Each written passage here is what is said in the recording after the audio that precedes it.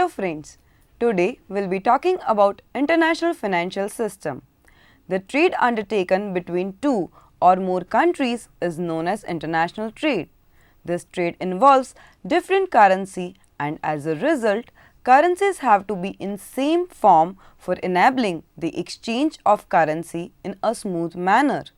This system of exchange of one currency in another is known as the exchange rate mechanism. In this session, we will see the various methods with the help of which the exchange rate is determined.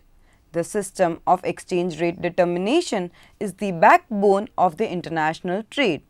This system also enables the determination of transaction costs for the parties. If the exchange rate system is effective and efficient, then the international trade would also be efficient.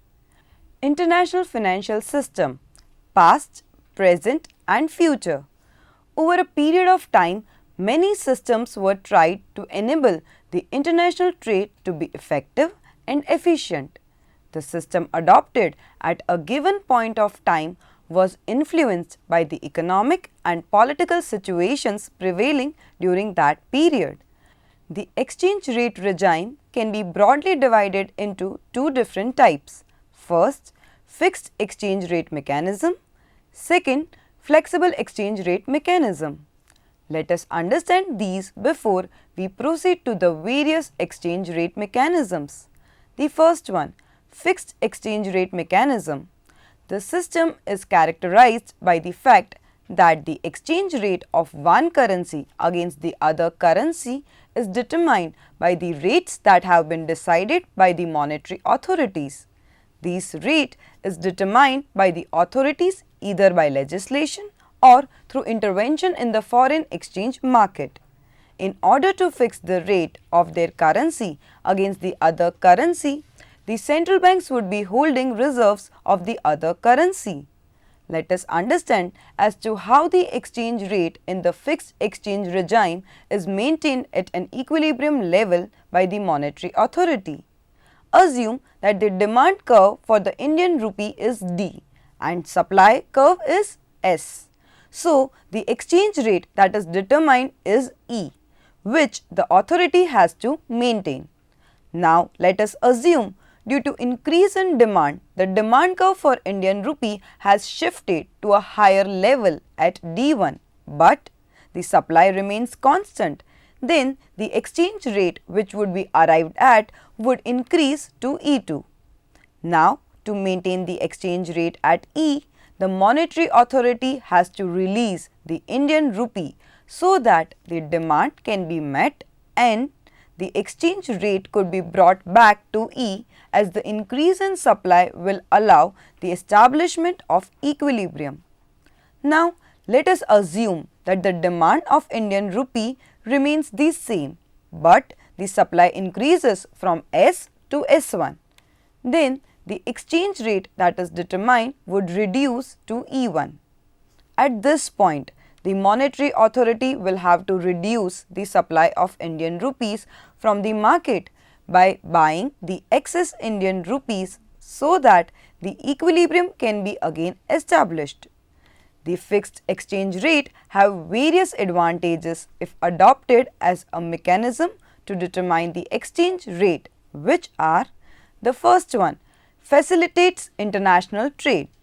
One of the advantage of adopting this as an exchange mechanism is that all the exchange rates are based on a common currency and the values are also fixed against all other currency. It becomes easier to predict the value of the goods that are going to be exchanged between the trading parties. As a result, by adopting fixed exchange rate, economic integration is promoted and the international trade between the countries increases. Second, currency fluctuations are not there. The rates of one currency are fixed against the other currency and the monetary authorities ensure that the currency remains stable at that rates only. As a result, the people have a confidence in the currency that they are holding. Third, monetary discipline is ensured. By adopting fixed exchange rates, the monetary authorities are disciplined and have to ensure that their policies are not inflationary. Moreover, the deficits of the government are also controlled. Fourth, enhanced monetary cooperation. Monetary cooperation is ensured as the countries would be able to undertake trade with the other countries easily. This is so because trading parties are assured regarding the value of the currency in which they are undertaking the transactions. Moreover, as the exchange rates do not fluctuate, the countries can maintain continuing relations with each other without worrying about the fluctuations in the exchange rates. On the other side, if the fixed exchange rate regime is adopted, problems would be experienced by the various countries involved. The first one, disturbances of one country affect the other countries. In the fixed exchange rate regime, one country determines the value of its currency against the other country's currency. It might be possible that the problems in one country affect the activities of the other country. Say for example that one country is not able to maintain the supply of its own currency, then such excess money which is in circulation would leak out of that country and enter the other countries. When such a thing happens, the exchange rate equilibrium which was there in the other countries is disturbed as well. As a result, adverse results of wrongful policy measure by one country would have an adverse impact on the exchange rate of the other country. Second, burden of holding huge foreign exchange reserves. The central bank of any country is required to hold foreign exchange reserves to control and contain the fluctuations of its currency against the other currencies. As a result, this imposes a heavy burden on the monetary authorities of the country. Third, dependence on international institutions. By adopting the fixed exchange rate regime, the countries have to maintain a fixed foreign exchange reserve.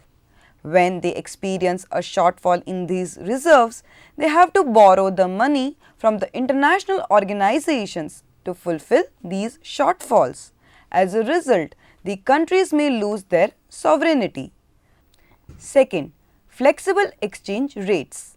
The exchange rate regime, wherein the rates are determined by the market forces of demand and supply, is known as flexible exchange rate. In order to manage the exchange rates, the monetary authority does not intervene. In case if the supply of any one currency increases, the value of that currency will fall against the other currencies, and as a result, there would be depreciation of the exchange rate.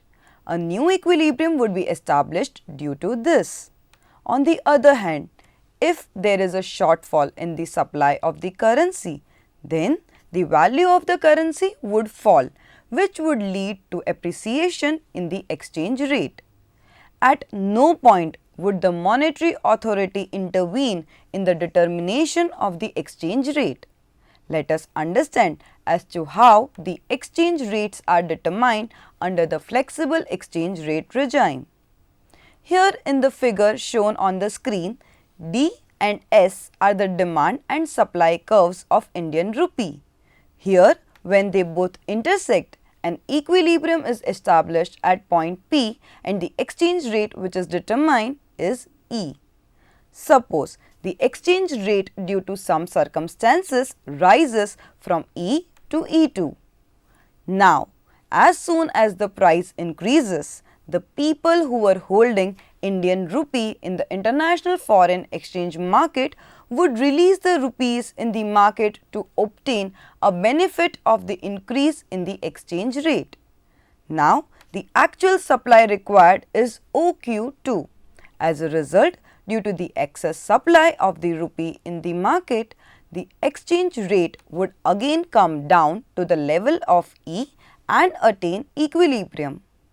Now, if the exchange rate falls down to E1, The quantity demanded would increase from OQ2 to OQ4, but the quantity supplied is OQ1. As a result, the exchange rate increases to E and once again attains equilibrium. This exchange rate regime has many advantages, few of them being. Now, let us understand in detail. First, simple to operate. This exchange rate regime is simple in its operating mechanism. It is so as the demand and supply self-adjusts itself and the equilibrium is established without any intervention from the monetary authorities. The price changes also have not been introduced in order to establish equilibrium in the foreign exchange market. Second, smooth adjustments. The equilibrium of the exchange rates are maintained in the foreign exchange markets without any adjustments in the exchange rate.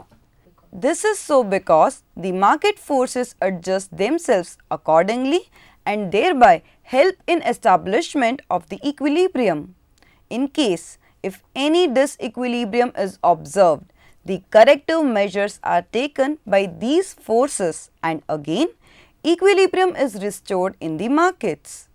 As a result, the adjustments in the market are more smooth and the authorities of the respective countries do not have to indulge in any type of corrective measures.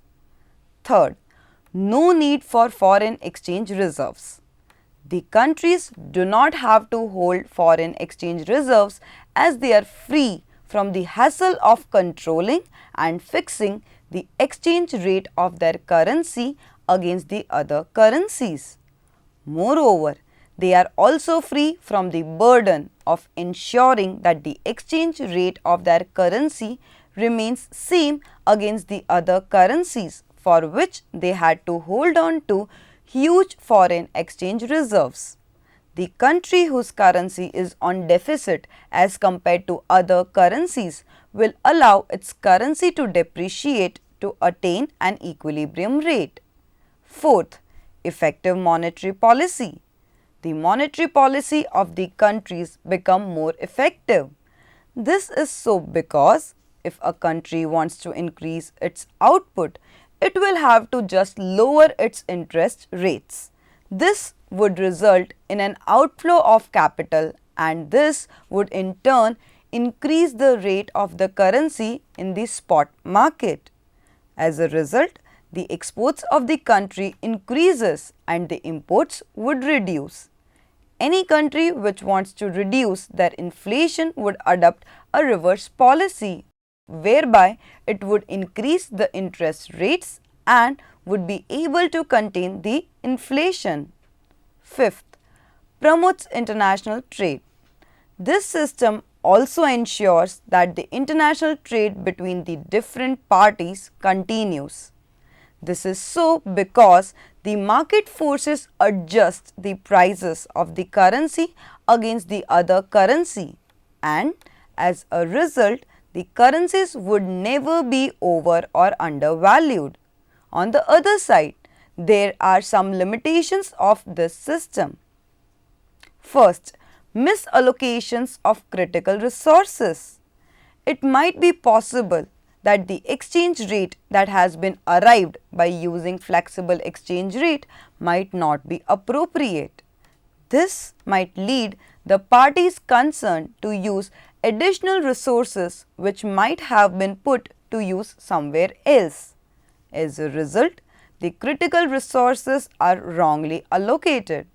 Second, official intervention. It is not always true that the exchange rates which are determined are free from any type of government influence. Even though direct influence of the government might not be there, somehow the policies of the government has an influence on the exchange rate that is determined. Say for example, due to favorable policies of the government, the savings of the people of that country have increased.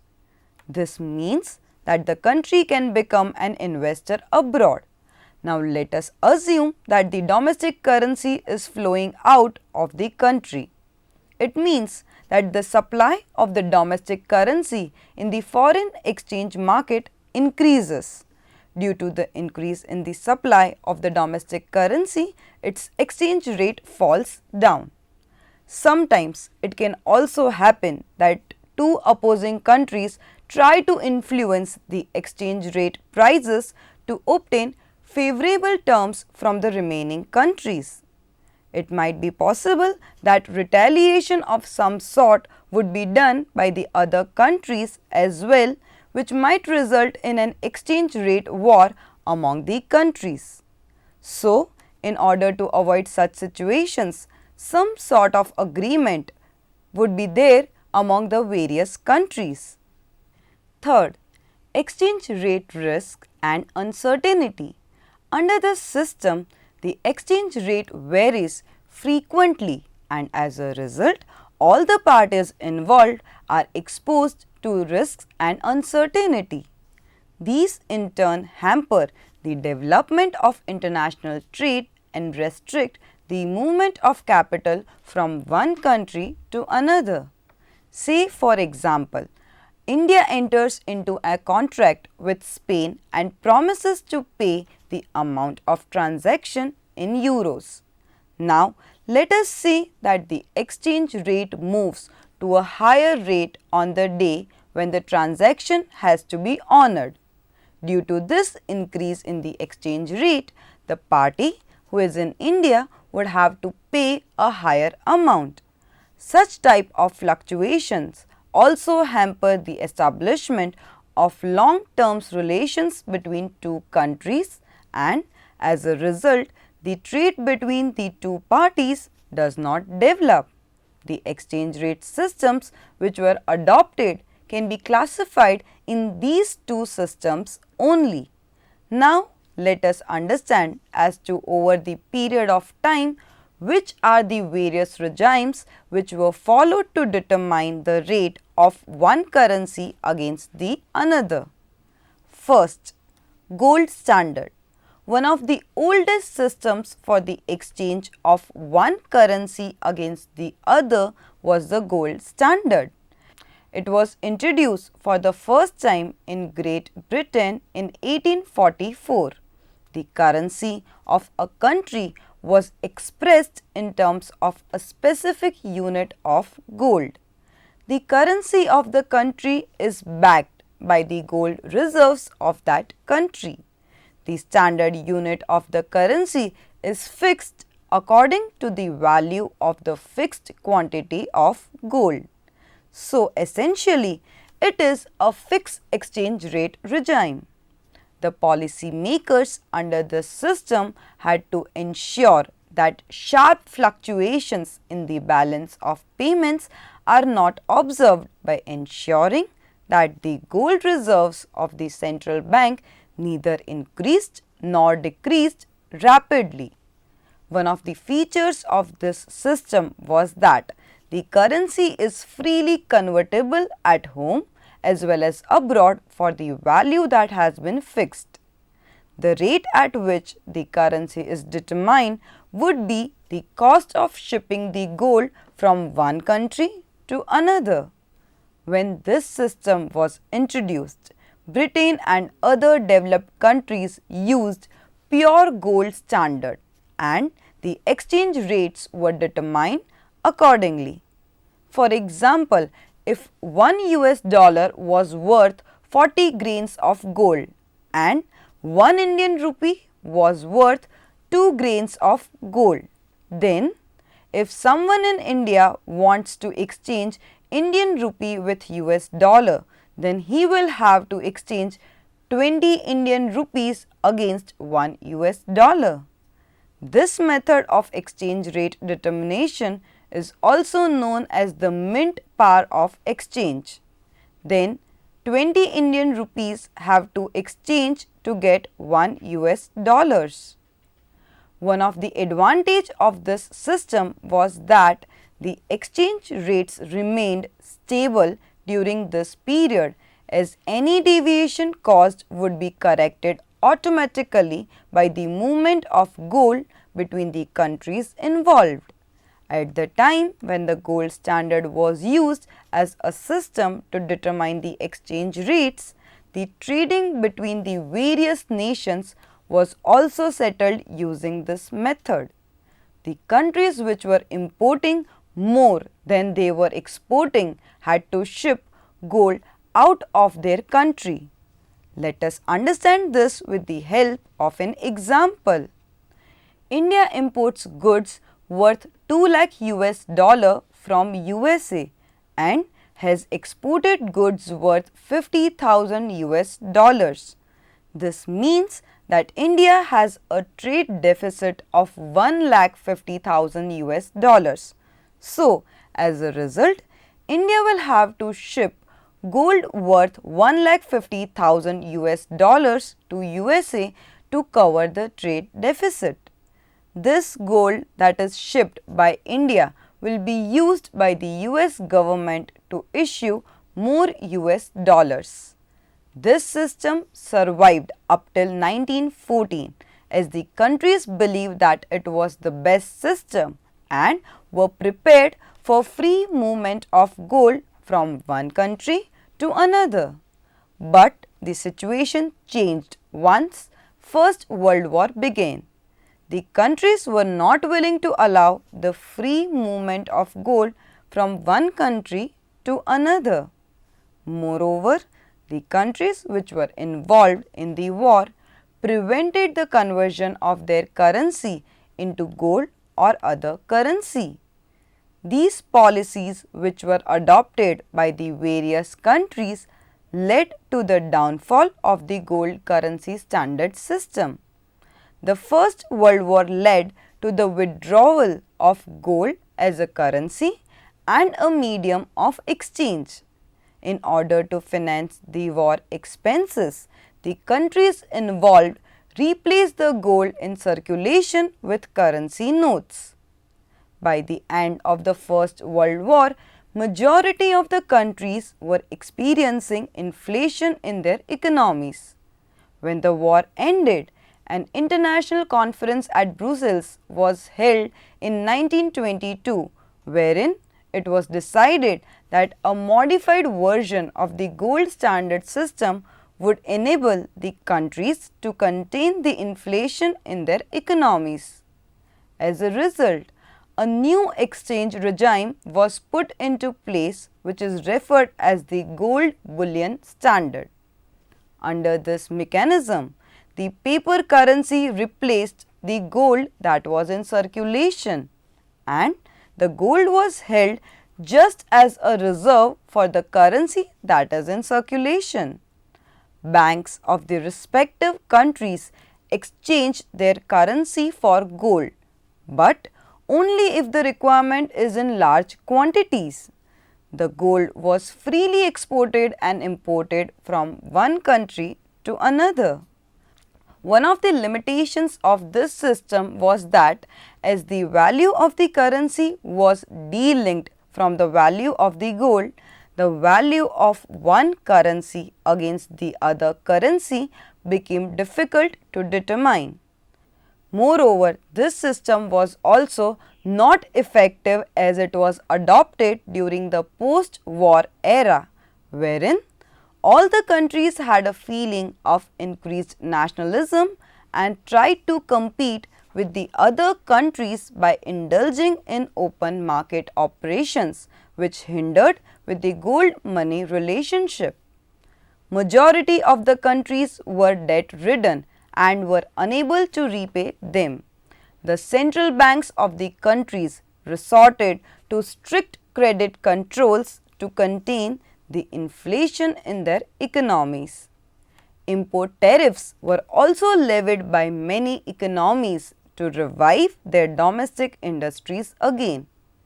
Due to all these situations, the gold bullion standard was renounced by Britain in 1931, by America in 1933 and by France in 1933. With this, the gold standard system era came to an end. Next, Gold exchange standard. Under this system, a reserve currency is chosen and all the other countries would fix their exchange rates to the reserve currency at the announced rates. In order to maintain the stability of the exchange rates, all the countries needed to hold some assets which were denominated in the reserve currency. The country whose currency has been accepted as a reserve currency had to determine the value of its currency in terms of gold. Such a country also needs to agree that it would exchange gold which is held by the other central banks for the reserve currency as and when the demand arises. For example, let us assume that all the countries of the world have agreed to accept US dollar as a reserve currency. The exchange rate decided by the United States is as 1 US dollar is equal to rupees 50. In order to maintain this fixed exchange rate, the Reserve Bank of India would stand to exchange dollars for rupees when demanded at a specific exchange rate. In order to meet the demand of the dollars, the Reserve Bank of India has to hold foreign currency reserves denominated in dollars. This system formed the basis on which the Bretton Woods system was based. Let us summarize today's topic. In this session, we studied the various exchange rate regimes.